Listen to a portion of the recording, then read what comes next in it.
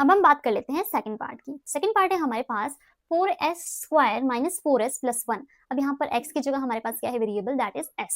अब x की जगह s है हमारे पास यहाँ पर। अब हमें क्या है, क्वाड्रेटिक पॉलिनोमियल अगेन गिवन है, हमें क्या करना है, इसके जीरोस को फाइंड करना है। आपको क्या करना है, मिडिल टर्म स्प्लिटिंग मेथड को यूज करना है, यानी फर्स्ट टर्म और लास्ट टर्म का मल्टीप्लिकेशन करना है। सो फर्स्ट टर्म और लास्ट टर्म को मल्टीप्लाई करो, 4s² और 1 का मल्टीप्लिकेशन करेंगे तो हमारे पास कितना आएगा, 4s² आएगा आपके पास। ठीक है, अब आप ये जो आपके पास आया है 4s² इसको ब्रेक करो, तोड़ो, तो आपके पास आएगा 2 multiply 2 into S into S. ये आपके पास आ गया। ब्रेक करने पर 4 का क्या होता है, 2 मल्टीप्लाई 2 होता है हमारे पास ब्रेक करने पर। अब क्या करना है आपको, इनकी दो वैल्यूज को निकालना है। अब हमारे पास एक ही है 2 2, सो एक के साथ 2s ले लो, एक के साथ 2s ले लिया हमने, ये होगी हमारे पास दो वैल्यूज निकल गई।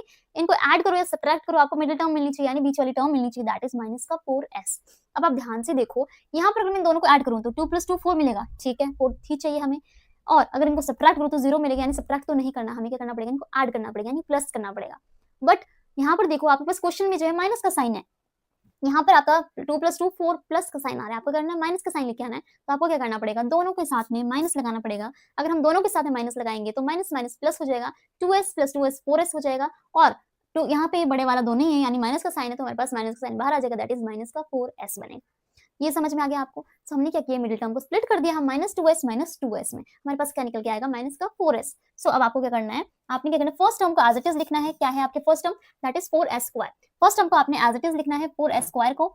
उसके बाद में आपने क्या करना है, सेकंड टर्म जो है आपकी उसमें स्प्लिट करने के लिखना है आपने। आपको कितना है, -2s प्लस का आपके पास क्या है लास्ट टर्म, दैट इज 1। तो आप इसको इरेज कर दो, आपने आपका ये काम हो गया इसका, जिसमें कि आपने मिडिल टर्म को स्प्लिट कर दिया। ये था आपका रफ वर्क। आगे देखो, आपको क्या करना है, दोनों चारों वैल्यूज में से दो वैल्यूज में से कॉमन लेना है। पहली टर्म में 4s² -2s में से देखो आपके पास 2s कॉमन आ रहा है क्या, यहाँ पे 4s² था, यहाँ -2s था। यहाँ पर ध्यान से देखो आपके पास s यहाँ से कॉमन है, 2 भी कॉमन आ रहा है, अंदर क्या बच गया 2s माइनस का 1। यहाँ से 2s पूरा कॉमन आ गया था आपके पास, तो यहाँ पे 2s माइनस का 1 बच गया। यहाँ देखो माइनस का साइन कॉमन आ रहा है, साथ में क्या कॉमन आ रहा है आपके पास आ रहा है 2s + 1 में से ओनली 1 कॉमन आ रहा है और कुछ कॉमन नहीं आ रहा है। अब आपने यहाँ माइनस क्यों कॉमन लिया, माइनस इसलिए कॉमन लिया क्योंकि बीच में हमें क्या चाहिए, 2s के सामने यहाँ बीच में माइनस चाहिए, उसके लिए माइनस बाहर लेंगे तब ये वाला जो है माइनस बनेगा हमारे साथ। अंदर क्या आ जाएगा, माइनस बाहर ले लिया तो 2s बच गया प्लस का, माइनस बाहर ले लोगे आपका अंदर के सारे साइन चेंज हो जाएंगे, यानी माइनस था यहाँ प्लस हो जाएगा, प्लस था यहाँ माइनस हो जाएगा, अंदर के साइन चेंज होते हैं अगर हम माइनस को बाहर कॉमन ले लेते हैं तो। आगे देखो आपके पास दो वैल्यूज निकल गए, 2s - 1 और 2s - 1, या फिर बोलना चाहे तो 2s - 1 का होल स्क्वायर आपके पास निकल गया। आपको क्या करना है, इक्वल्स टू 0 पे पुट करनी है, 2s - 1 equals to 0 and again 2s - 1 equals to आपके पास क्या है 0 है। सो 2s कितना आ जाएगा आपके पास, यहाँ 1 आ गया, s इक्वल्स टू 1/2।